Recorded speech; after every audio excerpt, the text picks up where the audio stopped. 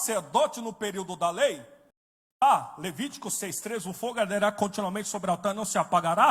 Dos sacerdotes, havia o sacerdote que cortava lenha, o sacerdote que arrumava o altar, o sacerdote que soprava fogo no altar, e o sacerdote que sacrifício para colocar fora do altar. Reclama de quem arruma o altar. Quem arruma o altar não reclama de quem taca fogo no altar. E quem taca fogo não reclama de quem tira a cinza do altar. Ponto final.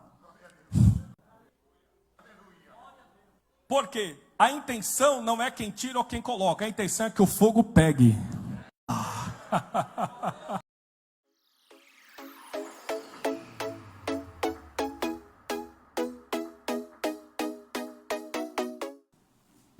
Glória a Deus. Meus irmãos, saúde com a paz do Senhor Jesus. Tome nosso assento, por gentileza. Fique à vontade, adorando o Senhor. Comigo, no único livro histórico do Novo Testamento, Atos dos Apóstolos, capítulo 2, versículo de número 46. Atos dos Apóstolos, capítulo 6. Enquanto a igreja localiza o texto bíblico, quero externar a Deus. Está nessa casa de oração pelos apóstolos, capítulo de número 2, versículo 46. Louvores a Deus da abençoada igreja que aqui está reunida, na pessoa do seu pastor setorial, pastor José Domingos Vieira, a qual nós temos um carinho especial, ao co-pastor setorial, pastor Aguiar, que Deus abençoe, Valdir Aguiar, que os céus continuem abençoando e prosperando, da 14ª Escola Bíblica Dominical, pastor Reinaldo Errara, isso? Errara, Deus abençoe. Em nome de quem cumprimentamos a todo em especial, ao Lucas Torres, obrigado pelo carinho, Deus prospere, faça acompanhar meu querido amigo, pastor Bruno Souza, veio direto de serviço, adorar o Senhor, que Deus abençoe, também cumprimentando aqui todo o corpo de obreiros, que Deus os abençoe, em especial na pessoa do co-pastor setorial, que Deus abençoe. Trago a minha esposa, a cantora Suzana Lopes, ela não pôde estar aqui, ela sempre nos acompanha, de idade, a cara do pai, linda e pentecostal, para a glória de Deus. Com a primeira das 12, né? Atos capítulo 2, versículo 46, quem encontrou o texto, diga eu vou morar no céu. Quem não encontrou, diga eu também. Diz o texto bíblico, Atos 2 bíblico, e eles perseverando diariamente em comum no templo e partindo o pão de casa em casa, comiam alegria e singeleza. Versículo de número 47, louvando a Deus e tendo o fervor do povo, o temor de todo o povo, estava diariamente a igreja, os que estavam sendo salvos. Repita comigo, oração, comunhão e pão. Queridos e amados irmãos, no caso do Deus vivo, uma vez mais você redobre a sua atenção, pois a mensagem, o estudo dessa noite é direcionada do céu para a sua edificação pessoal e social. Para que você possamos compreender o texto e o contexto, nós fizemos uma mini apostila tratando dos 4 principais fundamentos. O primeiro fundamento, arrependimento. O segundo, batismo. Terceiro, ceia. E o arrebatamento. O contexto bíblico a qual para de ler trata a respeito simplesmente da doutrina dos apóstolos ensinado por Jesus Cristo. É importante que tenhamos em mente que, quando falamos de simpósio, estamos falando de debate livre do pensamento. Somos sabedores que esse termo, a respeito do período do pensamento livre, escola, significa dizer simplesmente o tempo livre, mas para quê? Então temos por certo, dentro do contexto bíblico, ler, tratamos a respeito do único livro histórico do Novo Testamento. Nós, como um livro de Atos dos Apóstolos, possui 8 capítulos, dividido em 2 sessões. Do capítulo 1 ao capítulo 15, versículo 35, trata a respeito do crescimento exponencial da igreja primitiva do século I, era cristã, era apostólica do ano 30 ao ano 100. E um texto lá da segunda sessão, que trata a respeito das viagens missionárias do apóstolo Paulo e do termo de forma imperativa e na prática.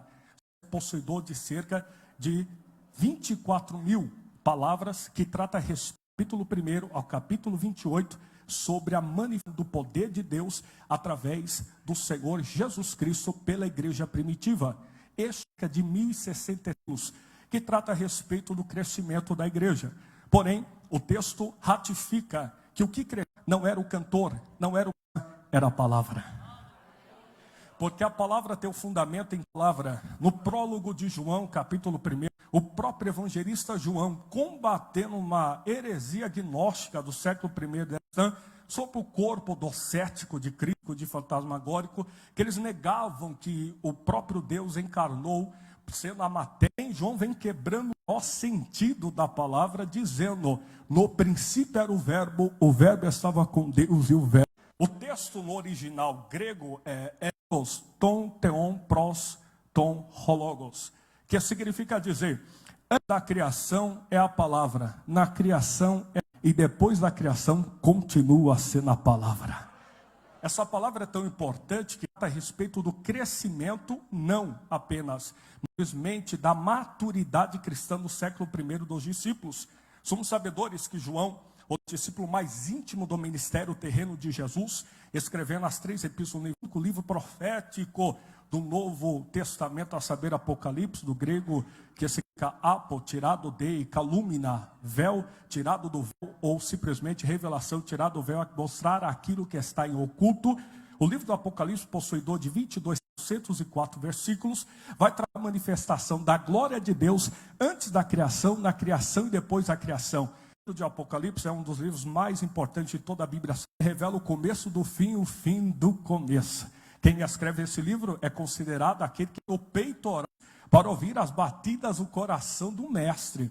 Este mesmo que vai ratificar os tempos, porque somente esse livro Jesus vai se identificar como aquele que é o alfa e o ômega, o princípio e o fim. Trouxe glória a Deus nesse simpósio, a palavra do Senhor, conotação bíblica e textual, para profetizar essa noite que o Deus no controle de tudo.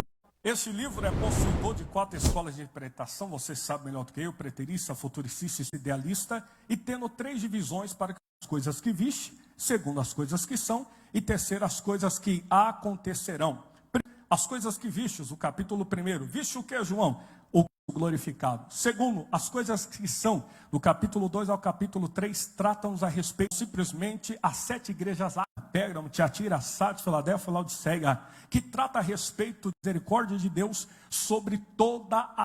E é detalhe importante ressaltar que este livro vai falar a respeito de sequências do número 7. 7 igrejas, 7 trombetas e 7 taças. E detalhe importante, as 7 igrejas, hoje escatológico obviamente, mas as 7 igrejas representam no mínimo 3 tipos de coisas. Primeiro, 7 épocas da igreja. Segundo, 7 tipos de igreja. E terceiro, 7 tipos de crente na terra. Existe o crente Éfeso, que esqueceu o primeiro amor. Fez a obra, mas esqueceu o primeiro amor.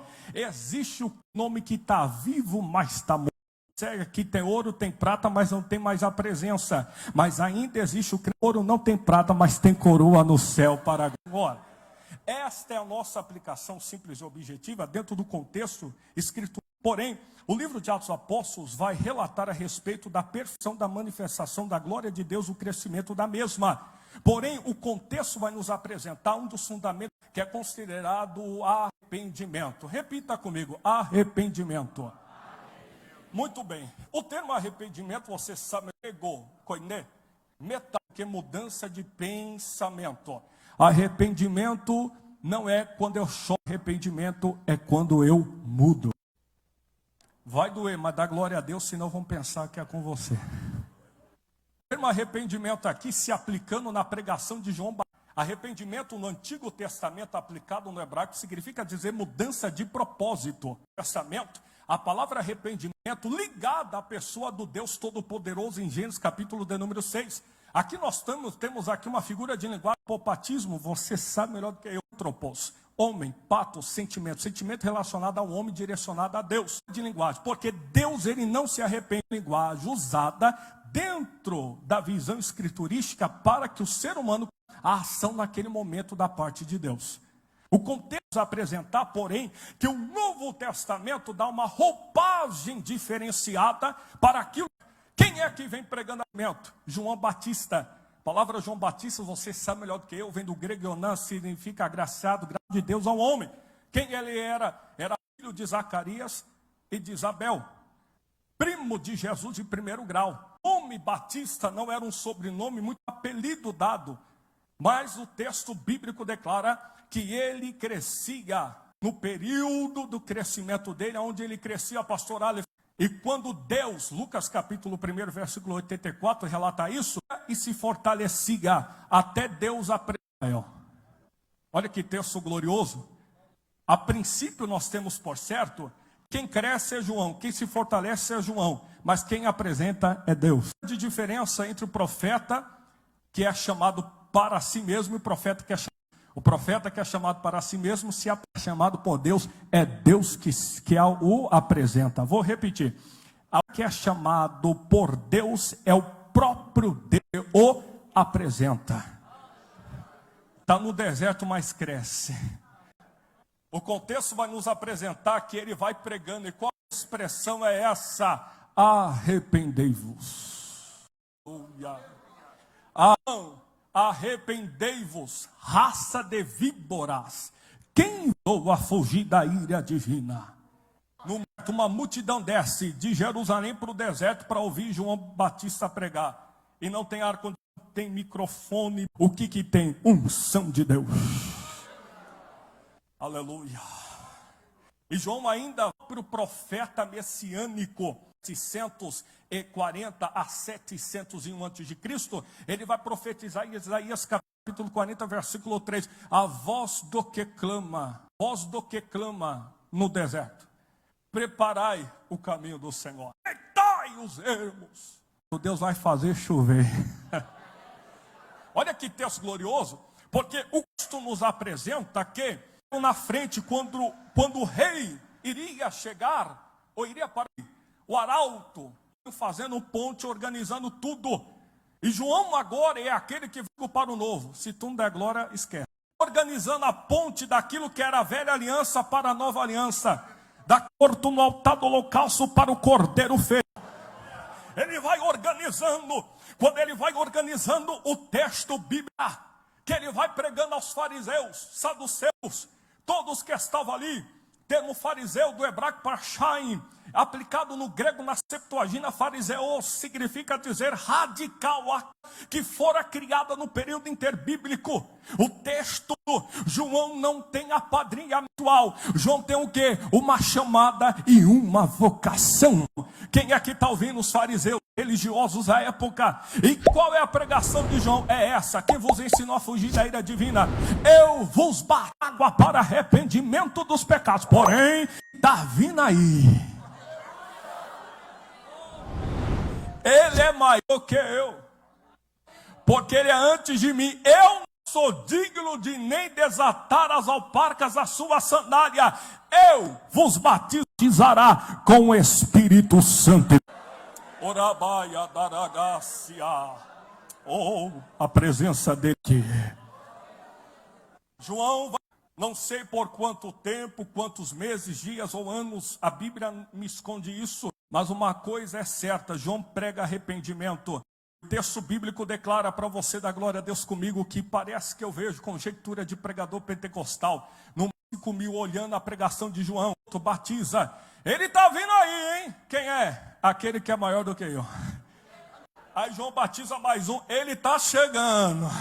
Quem é ele, João? Ele é aquele que batiza com o Espírito Santo. João batiza mais uma dezena. Quando alguém espera a resposta, João de novo diz, eu estou falando que ele está chegando. Ele vos batizará com fogo e com...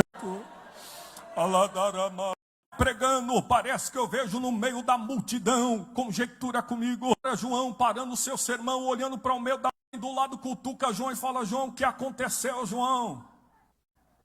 Do outro lado, quantos anos de ministério, você nunca gaguejou num sermão sequer, continua da multidão, João para e começa a olhar de baixo para cima, olha para baixo, ele começa a observar um homem diferente no meio da multidão, o pó da Palestina, sobe agora os seus olhos e começa a ver a sua roupa rota de pastor, quem sabe, João vê agora os seus cabelos corridos pelos ombros, e quando ele olha agora no rosto daquele que está no meio, vê um sorriso, e é o céu. Quando João olha no olho dele, por fora é cor, por dentro é leão da tribo de Judá. Olhe de João, o que aconteceu? Quem é este? Parece que eu vejo, permite, pastor Valdir Aguiar, correto?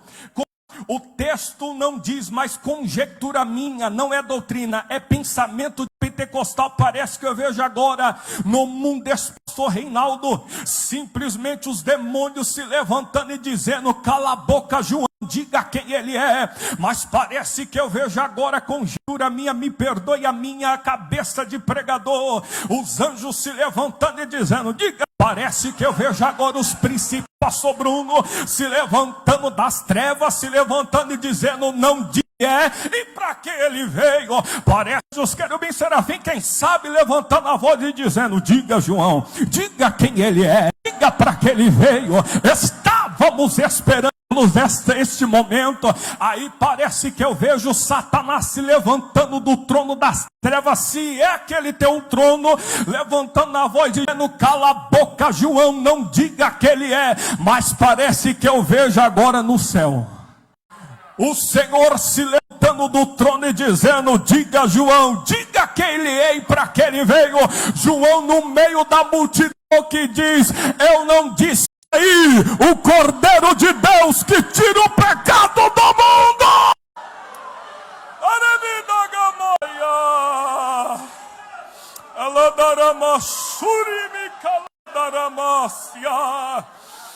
Levantore ao Cordeiro de Deus. Quem é ele, o Cordeiro que tira o pecado do mundo? Andagavacion darabaia. 10 segundos. Segue.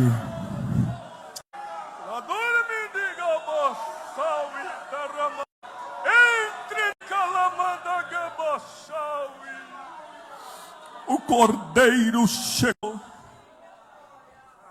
O texto bíblico é que o termo mundo aqui é equivalente a cosmos.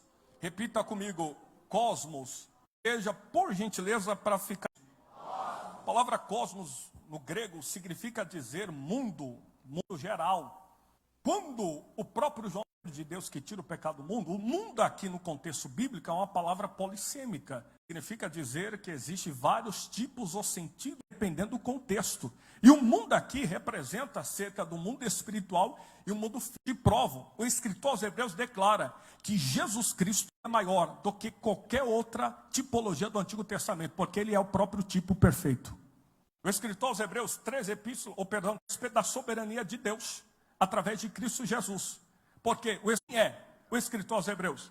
O escritor aos Hebreus, alguns vão dizer que é Paulo, outros Barnabé. Martinho Lutero, na Reforma Protestante, vai dizer que é Apolo, pregador e numeroso nas palavras. Porém, não se sabe quem é o escritor, mas foi um homem cheio do Espírito Santo. E ele vai tratar a respeito da soberania de Deus, dividida em 4 partes. De Cristo em Deus.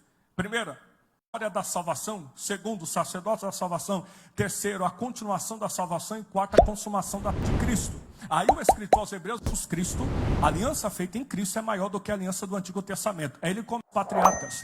Jesus é maior do que os anjos. Jesus é maior que o tabernáculo. Jesus é maior do que Moisés. Jesus é. Aí você pergunta por quê? Porque ele não é apenas autor e consumador da fé. Ou seja, antes que a fé existisse, ele estava. Quando a fé acabar, ele está lá também para a glória dele. Você não. Agora o protocolo no contexto bíblico aqui, que João agora vai entregar o bastão. Mas agora quem é que vai? Jesus. E quando Jesus vai ser batizado por João, eu entro no arrependimento, já chego no batismo, vamos para a ceia, depois vamos para o arrebatamento. O texto vai declarar, quando alguém pergunta: João, você é o Cristo? Não. É necessário que ele cresça e que eu diminua. Sabe o que é o significado de importar? Importar, exportar é para fora, importar é para dentro. Ou seja, João, ele não quer a glória para ele quer a glória que é o próprio caminho. João Batista, ele é a voz que clama. Não, ele é a voz do que clama. Por quê? Ele não é uma voz solitária, ele é o representante da voz que clama no deserto. Pastor, o que é voz? O termo voz aqui é que forma conjectural. O apóstolo Paulo aos Coríntios, capítulo 7, versículo 20. Cada um foi chamado. Ou seja, se você me permite, cada um no seu quadrado e ponto final. O sacerdote no período da lei Levítico 6,3, o fogo arderá continuamente sobre o altar, não se apagará. Dos sacerdotes, havia o sacerdote que cortava lenha, o sacerdote que arrumava o altar, o sacerdote que soprava fogo no altar, e o sacerdote que sacrifício para colocar fora do altar. Reclama de quem arruma o altar. Quem arruma o altar não reclama de quem taca fogo no altar. E quem taca fogo não reclama de quem tira a cinza do altar. Ponto final. Porque a intenção não é quem tira ou quem coloca. A intenção é que o fogo pegue.